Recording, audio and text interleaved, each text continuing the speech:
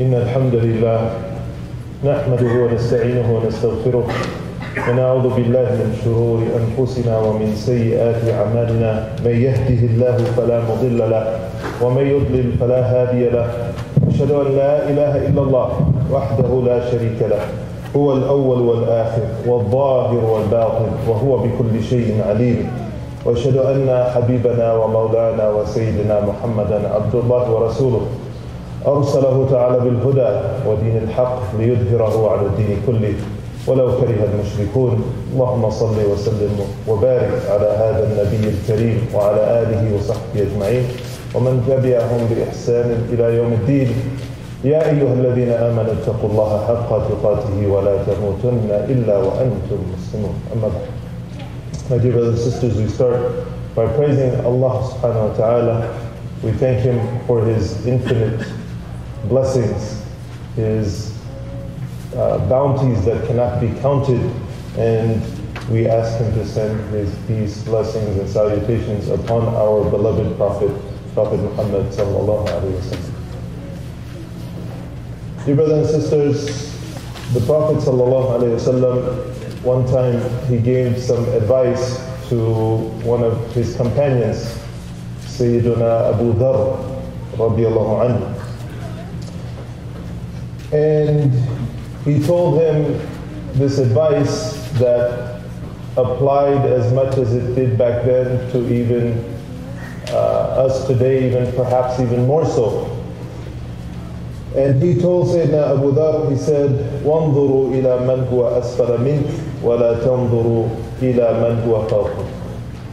He said, look to those who are beneath you and don't look to those that are above you. Look to those that are beneath you in the sense that those that are less fortunate, those that don't have as much, those who are not less than you in terms of their stature with Allah subhanahu wa ta'ala, but maybe in their socio-economic status. And do not look to those, don't look too high. Don't look to those that live at the top of the hill in the big house and say, I wish I could be like them. They have all of this money, all of this wealth, and I wish that could be me. How come he's rich and I'm not? How come he has this and I don't have that? And brothers and sisters, I think this is an important subject because we live in a time where materialism has taken a very heavy grasp upon us. We're speaking of all days on Black Friday, when the biggest shopping day of the year. And this society has a way of always putting us in the shadows of the wealthy, as if that's the goal of life. To gain, gather, collect, fill up the bank account, and fill our homes with all sorts of stuff, and as if that's the goal of life. In my time, I don't know if this show is still around or not, had this show called The Lifestyles of the Rich and Famous, right? And you had this guy, this famous announcer, and they would go and they would, inside of the homes of the extremely wealthy, famous people, actors, and other people, and the whole world is looking at that, and the whole world is aspiring to that. And we live in a society where you have multi-billion-dollar industry of marketing and advertising, and people study their whole lives, right, to learn that science, so to speak. Where we're always being encouraged to buy more, buy bigger, get a bigger house, buy a more expensive car, acquire, get more, so on and so forth. And then the challenges with that Even sometimes when we want to try to, that's not necessarily who we are, but then we have our children and they grow up with their friends all around them and they see all of their stuff that they have and they want to have. Right? So you have 8, 9, 10-year-old kids running around with $1,000 phones. Right? This is real. This is what's happening. Children at a very young age in elementary wearing $200, $300 shoes. Right? That's some people's salary for a whole month in some parts of the world. But yet, that's what that's what kids want to have on their feet from a very, very young age. Those are in the matters of dunya. But our Prophet ﷺ, he also taught us in matters of deen that we should aspire to those above us. Right? It's opposite. In terms of wanting to become a better person, wanting to come closer to Allah, wanting to practice Islam at a better level in your life, we should look up. Look to those who have attained a certain level of at least outward piety, in terms of those that pray, those that fast, those that are in society doing all sorts of good, doing good deeds, contributing to this world, seeking knowledge, whatever aspect of the deen that they've excelled in. Those are people to look up and to walk in their footsteps. And the reality, though, is that because we live in this society where kind of the scales are turned and people put more focus on materialism and less focus on spiritualism, people who fit that mold of being somebody who at least appears to be a religious person, in this day and age, they get mocked and they get made fun of, and they are perhaps put down as being a simpleton or somebody who's disconnected from the world. Right? We need to go back to our understanding and how our Prophet ﷺ told to look at things. So this is the sunnah of our Prophet ﷺ. And this is actually the sunnah of Allah subhanahu wa ta'ala. That Allah is the one who gave me what He gave me, and He gave you what He gave you. Right? Allah subhanahu wa ta'ala made this person rich, and Allah subhanahu wa ta'ala made this person poor. These distinctions are by Allah's design. Right? These distinctions are by Allah's design. Allah subhanahu wa ta'ala says in Surah Al-Zukhruf, بعد أعوذ بالله من الشيطان الرجيم نحن قسمنا بينهم معيشتهم في الحياة الدنيا ورفعنا بعضهم فوق بعض درجات ليتخذ بعضهم بعضا سخريا. That Allah says, and we have divided up between them. We have portioned out between people their livelihood in this world. Those class distinctions are something laid out by Allah. And we raise some of them above others in rank so that others may serve them. So others may work for them. Others may be under them in some way. So not that Allah subhanahu wa ta'ala made one better than the other. Allah subhanahu wa ta'ala blessed some people with wealth and other people He did not. The problem is when we think that's the measuring stick, right? And that's how we start seeing the world.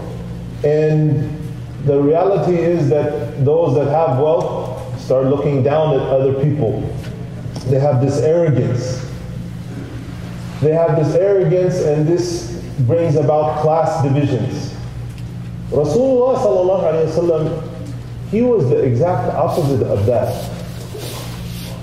Our Prophet sallallahu alayhi wa sallam, he never saw people for what they had materially, but rather for who they were as people. He sat with the poor. He ate with the poor. He walked through the streets of Medina and he kept company with everyone. He had people who lived in the masjid, Ashab al-Suffa. They were people who basically, in today's terms, that was their public housing. That's where they lived. And the Prophet ﷺ was their teacher. Those were the people that he cared for perhaps the most because they were around him the most. So the Muslim community should never be divided upon these economic lines. Now our Prophet ﷺ, he said in another hadith, similar to what we said before, and this related to Sahih Muslim, انظروا إلى من هو أسفل منكم ولا تنظروا إلى من هو فوقكم. Look to those that are below you, not those that are above you. But then he says, why? فَذَلِكَ أَجْدَرُ أَن تَزْدَرُوا نِعْمَةَ رَبِّكُمْ. Because that is more befitting, that is more suitable for you to be able to appreciate Allah subhanahu wa ta'ala's blessings upon you. When you understand that there are people in this world less fortunate who don't have what you have, then you understand the blessings that Allah has put upon you. Our Prophet ﷺ, he said in the hadith related by Ibn Majah, he said that وَكُنْ قَنِعًا تَكُنْ أَشْكَرَ النَّاسِ. That be content, be a person who's content with what Allah has given you, and you will be from amongst the most thankful people. So you want to be a person who's really living this concept of thanksgiving, then be simply content with what Allah has given you. Right? And don't run after all of the material stuff. You have a 48-inch TV, and now there's a sale 1 year later for a 50-inch TV, and we're trying to just grab and take, and no, be content. We're content with what Allah subhanahu wa ta'ala has given us. And when you see people that have less than you, what's the reaction? If you take this mindset, you say Alhamdulillah, right? Alhamdulillah, that Allah has given me what He has given me. I'm able to feed my family. I have the ability to get up every day and go to work, no matter where I work, right? But I have that particular blessing. And when we do that, we are embodying this saying of the Prophet ﷺ, because then we are recognizing the blessing of Allah subhanahu wa ta'ala upon us. And then we have to understand this concept of ghina, of being wealthy. Rasulullah sallallahu alayhi wa sallam, he asked the Sahaba one time, he said, أَتَدْرُونَ مَا الْغِنَى? Do you know what wealth is? And they said, the one that has a lot of cash money, the one who has dirham and dinar, and who has dollars in his bank account. And Rasulullah sallallahu alayhi wa sallam, he corrected their understanding. He said, لَيْسَ الْغِنَى عَنْ كَثْرَةِ الْعَرَبِ. He said, wealth is not based upon having a lot of stuff. Wealth is not measured by how many things you have. إِنَّمَا الْغِنَى غِنَى النَّفْسِ. It's a beautiful, beautiful saying of the Prophet ﷺ. And it's a beautiful understanding that he's conveying to us. So he says that verily, definitely, for sure, wealth, إِنَّمَا الْغِنَى, this word, it means that wealth is only this. Wealth is only this. Wealth is that wealth of the self. It's having a high esteem of oneself, having high self-worth, not what you have outside, but what you have inside. What you have inside, the fact that Allah subhanahu wa ta'ala has made you Muslim, The fact that Allah subhanahu wa ta'ala has given you so many blessings if we only open our eyes and we see them, right? And then we understand, Ya Allah, you have given me so much. You have given me so much. And then a person becomes thankful. It's reported that Sayyidina Musa alayhi salam, he once asked Allah, he said, أَيُّ عِبَادِكَ أَحَبُّ إِلَيْكَ? Which one of your servants are most beloved to you, Ya Allah? Allah responds, أَكْثَرُهُمْ لِي ذِكْرًا, the one who remembers me the most. That's the person that is most beloved to me. And then he asked him, Sayyidina Musa asked Allah subhanahu wa ta'ala, فَأَيُّ عِبَادِكَ أَغْنَى? And which one of your servants are most wealthy? And Allah subhanahu wa ta'ala tells him, أَقْنَعُهُمْ بِمَا أَعْطَيْتُهُ, the one that is most content with what I have given him. The one that is most content with what I have given him. So it's important to understand this concept of Thanksgiving in this Thanksgiving weekend.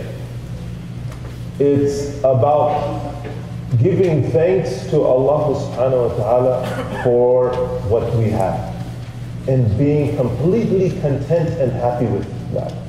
And that's an internal question, right, that everybody needs to ask themselves. It's easy to say these words, and it's easy to think that we fit into that, but then we have to ask us, am I really happy with what I have materially? And, you know, or do I find myself that I'm always looking around to achieve and to get more?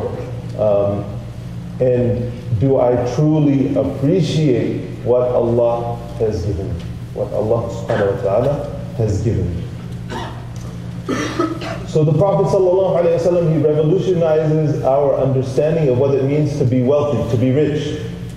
He said that it's richness of the soul, right? Not of the wallet. So to be wealthy is not what you have in your hand, but what is in your heart. It's a very different and a very important distinction to make. Being wealthy is not what you have in your hand, but what you have in your heart. In the hadith related by At-Tirmidhi, the Prophet ﷺ, he said, "Man asbaha minkum aminan fi sirbih," the one who wakes up and he is safe in his home. You get up in the morning, safe, secure, there's no chaos, there's no war, there's no gang violence, there's nothing that you have to worry about, no bombs that are falling from the sky. You're safe in your home. Your children are safe. Your belongings are safe. You're not worried about somebody bulldozing your home down. You live in Palestine or other places. You know, there's one of our brothers, he told me some time ago, and hopefully the situation is better, and it has improved. In certain parts of Iraq, when people would leave their home, that there was so much violence in the streets. At one point it was from the Americans themselves, but then it was the fighting of between the different sections of the Iraqis.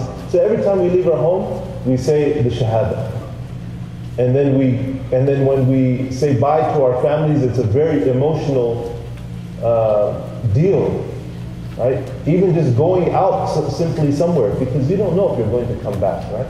So the Prophet ﷺ, he says, the one who wakes up and he is safe in his place of residence, mu'afan fi badani, and he is healthy, his body, his physical body, there's no, chronic problems.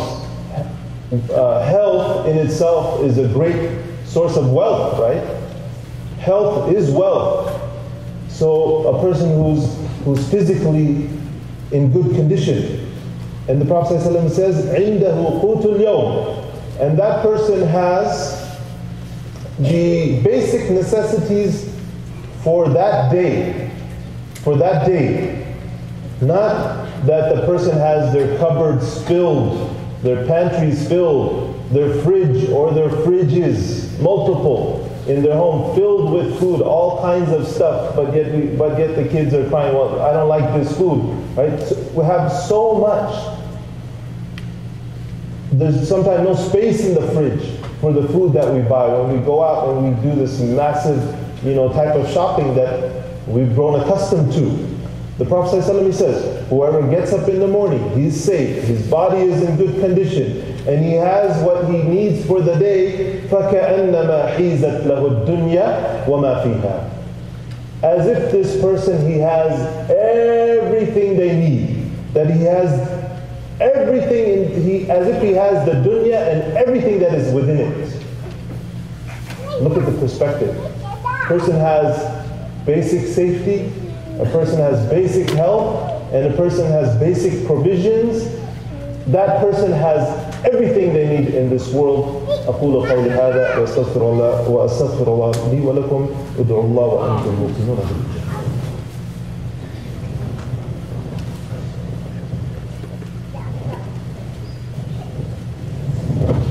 بسم الله الرحمن الرحيم. الحمد لله رب العالمين. الصلاة والسلام على رسول الله وبعد.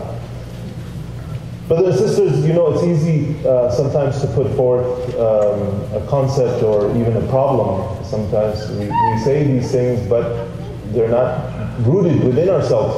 But it's also important that we have allow you to walk away with some kind of concrete ways of reshaping our minds, reframing our minds, and understanding this concept of being content, of being satisfied with what Allah subhanahu wa ta'ala has given us. Al-qana'ah, having this level of being fine. Allah has given me this, my salary is, X amount, I'm barely able to pay the rent, I'm barely able to feed the family, I'm not even able to save any money, but alhamdulillah, I'm fine at the end of the day. What are some things that can help us in understanding that? Number one, the Prophet ﷺ, he told us in the hadith in Sahih Muslim that our rizq, our sustenance is written for us 50,000 years before creation was put into place. Right? Our rizq is maktub, our sustenance is written, it's already decreed for us. We have to strive, we have to work for us, but at the end of the day we will not have more or we will not have less than what Allah has given us. And that helps us to say, okay, alhamdulillah, I'm fine. Also, it's important that we be in touch with the Quran and we read the lives of the righteous people and see what they had and understand that there were people who lived with very little, but yet they had a tremendous amount of satisfaction, a tremendous amount of contentment with what Allah had given them. And we only do that when you read the lives of the righteous, when you read the Quran and you read these stories of those that came before us. Also, it's important to know and to believe with certainty that rizq, sustenance, is not based on your intelligence or your skills. It's based on what Allah has given you. Yes, of course, you get further education, you get further training, etc., etc. You are putting yourself at, you're giving yourself the ability to escalate in terms of your earning potential and so forth.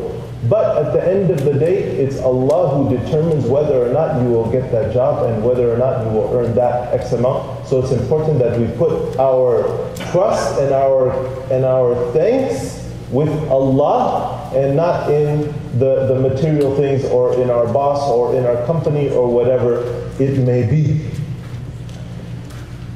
And Allah subhanahu wa ta'ala told us, وَإِذْ تَأَذَّنَ رَبُّكُمْ لَإِنْ شَكَرْتُمْ لَأَزِيدَنَّكُمْ. If we are thankful, Allah proclaimed, if we are thankful, if you are thankful, then Allah will increase you.